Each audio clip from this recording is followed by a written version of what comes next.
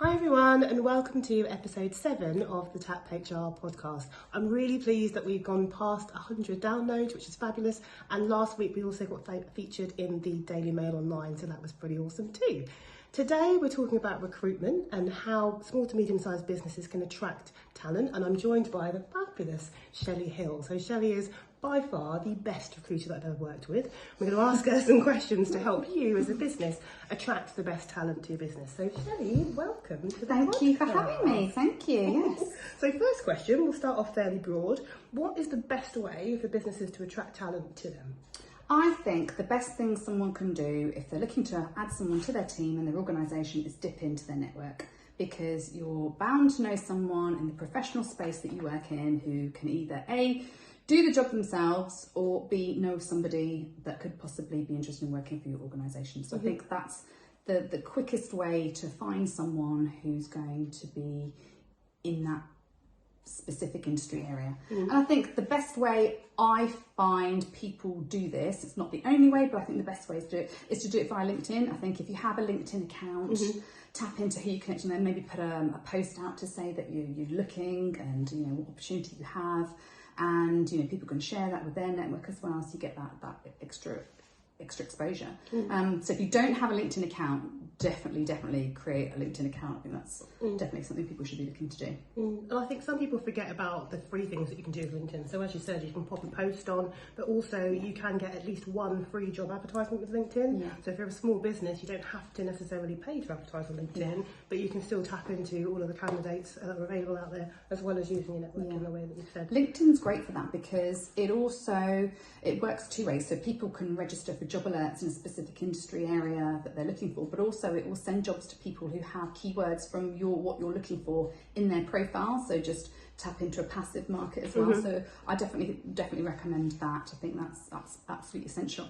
And it's also a way for you to, on your personal profile on LinkedIn, but also on an organisational profile of LinkedIn, showcase what your company is all about on a less in your face, we're hiring kind of way, but just in a, this is what we do, this is what we're about. And you get to see other employees that work for your organisation, so people can sort of feel like they resonate with you and your business and what you do, and hopefully that will help attract people to your organisation as well. Would you say LinkedIn's the only network that people could use to attract candidates, or are there other ones that you'd recommend them using too? I think LinkedIn's probably the broadest. Then you start, and then LinkedIn has lots of groups that you can join as well, so niche specific industry sector areas. And I think there's other than that, you need to start going into platforms where specific industry related people network. So if it's IT and software, there's Stack Overflow, and there's forums, and there's chat rooms, and there's stuff other stuff in that's more specifically related.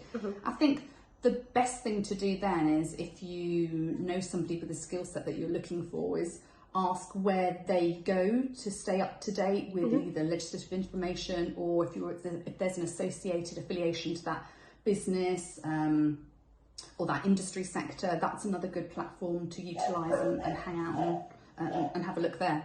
Awesome. Okay, and then what about things like employee referral schemes? What are your thoughts on that? Yeah, definitely. So primarily, if you use your own network and who you know, the second step then is to utilise your employees' network and who they know. So it's like a ripple effect. It's just the compound effect of coming out from there just gets bigger and wider. And I think employees are a really good tool to utilise in your recruitment strategy, because they are great brand ambassadors for you. They work for you, and also people are more likely to buy into what they say, because they're going to trust someone who works there twofold, because one, they know they work there, and secondly, someone who works there is not going to be misleading you in any way, shape or form, because it's in their interest for you to come and like where you work if you do join, because you don't want to get there and then bump into that person and go, oh, it's horrible here, why did you make me come? So they're going to be more honest, and that's not a bad thing. So they're going to be more real about what kind of food's in the canteen, with the parking situation, the commute, the traffic, all those kind of the things that don't get captured in a job description or an advert, but are really critical to someone's decision about whether they move role or not. Because unless you're appealing to a market of people who are unemployed, which is highly unlikely in a skilled market. You're going to be appealing to someone who's currently working. So there's going to be some leverage more than about the job, why they move. So the commute, the parking, other aspects. And somebody who already works for your organisation is definitely going to be more honest about that. So I think if you're going to implement an employee referral scheme, obviously incentivise it, because you know the leverage on that is going to be even greater if you add some kind of reward, be it financial or even a day off, annual leave, something like that. But I think you definitely need to keep the process simple, accountable, transparent. Sorry, and promote it. You wouldn't believe how many companies have a really great employee referral scheme and then don't tell their employees. It's like, wow, how's that going to work then? So the amount of companies I work for, and I've gone through, but you do know if you refer someone, you get 2,000. So one of the things that I find quite frustrating is where I see a job advert, which is literally just a job description copy and pasted. So what are your views on whether or not a job description should be what's used for an advert, or if they should be two separate things? Yeah, definitely two separate things. Absolutely. A job description and a job advert are two distinct documents. And if I was advising a hiring manager, I would say write two separate documents. So I think the simplest and cheesiest way I explain this, or try and sort of help people understand why they're two different items, is, you know, when you watch Mr. Kipling or any other brand cake advert on the telly, you know, they go delicious, moist, tasty, you know, they're enticing you, they're engaging with you, they're encouraging you to buy their cake. They're not sitting there going 2 eggs, 50 grams of flour, bake for 180, 2 minutes. You know, the recipe and the description of the cake are two different things. And that's really how you should look at recruiting for someone. So the job description is going to be someone's core accountabilities, what they're going to do, what they're going to be responsible for in your business. And that's like a legally binding contract. You know, that's contractually what they're going to commit to do for you and what you're going to reward them for. So that's going to be, in its essence, quite a dry document. You know, it's going to be listed. It's going to be, it's not enticing. It's not sexy in any way. You know, if you publish that document, it's not going to sound good. It's not going to make people want to quit their job and come run and work for you.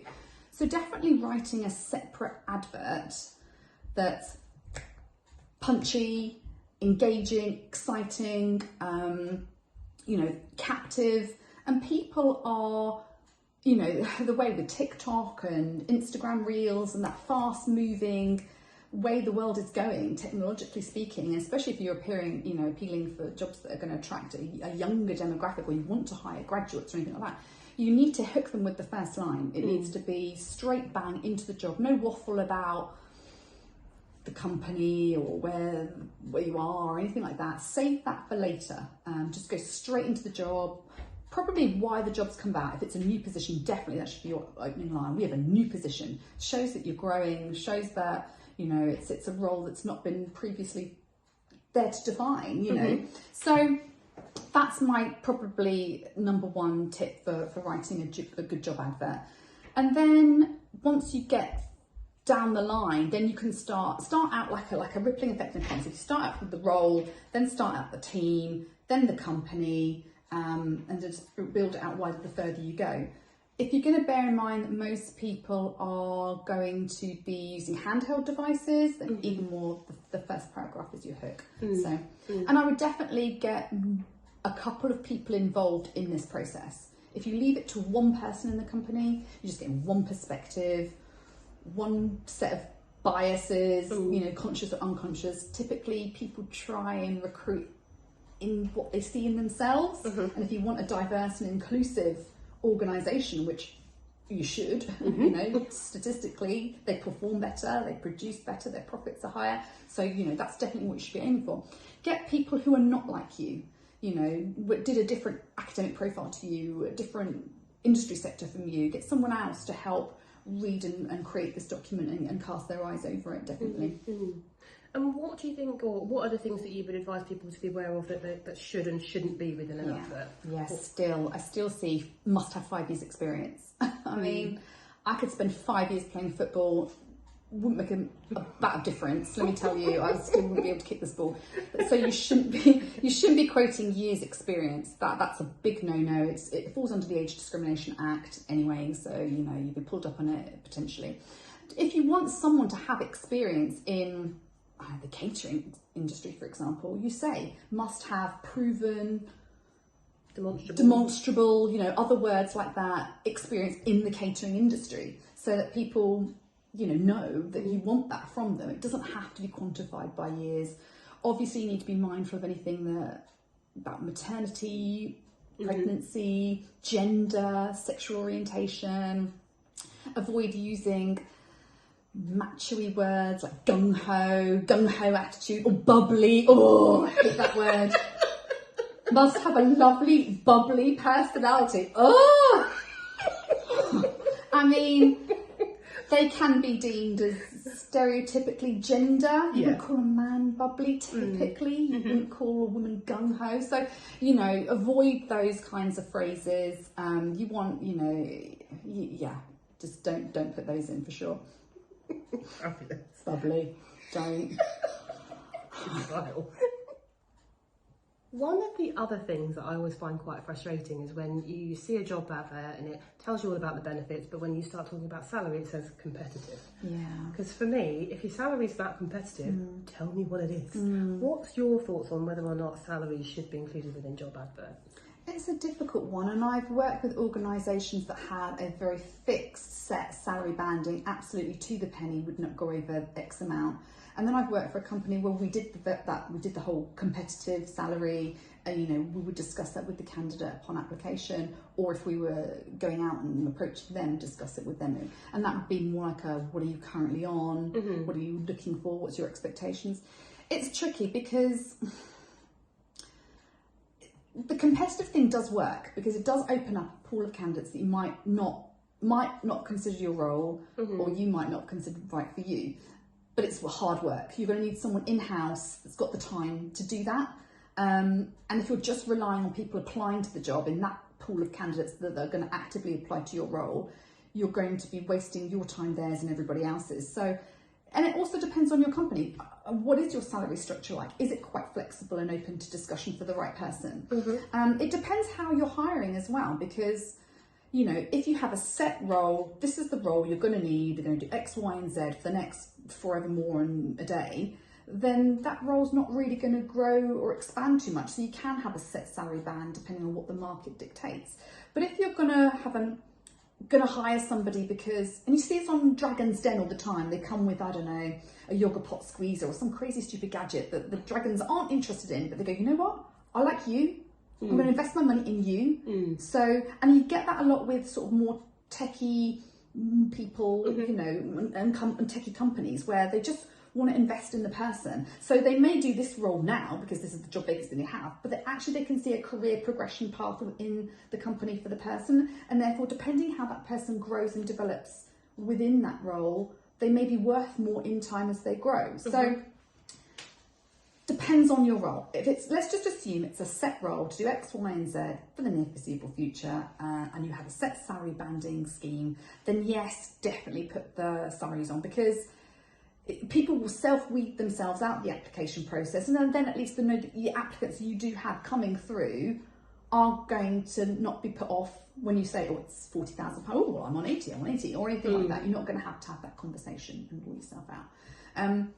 If you're looking for tartan paint, you know, you're looking for something so rare, so specific, so niche, then probably is best to keep the salary competitive, but then you're probably not going to get someone actively job seeking on an advert, and you're going to have a different recruitment strategy for that role anyway. So it's really up to you.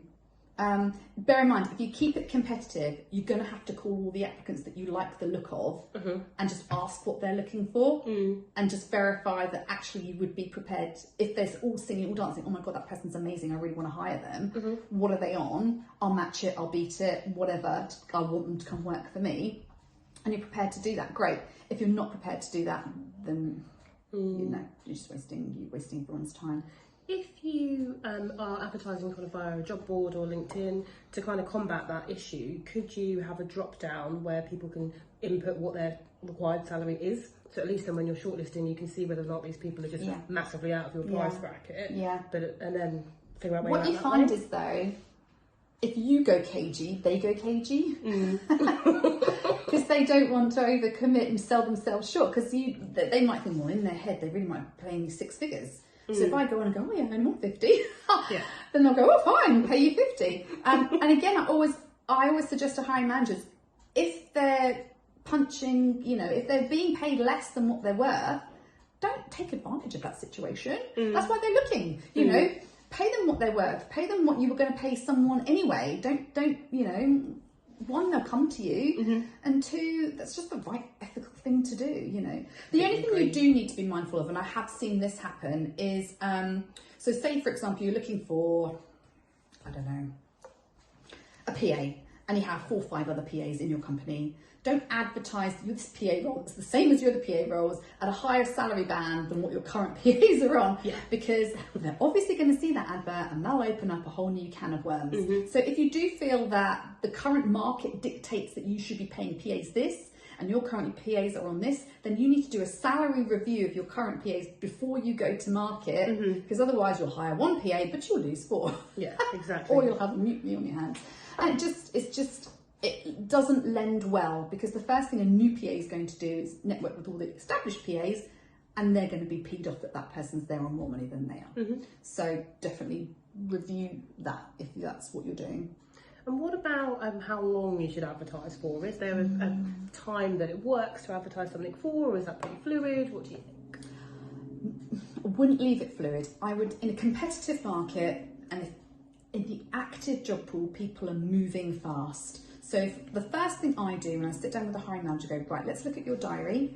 If we start the advert campaign from here, let's put the end date in now. Let's book the day that we're going to sit down and review CVs together, or the day that you're going to clear your diary and review CVs, and then the day you're going to interview. And even better, if you can put those dates in the advert to say closing date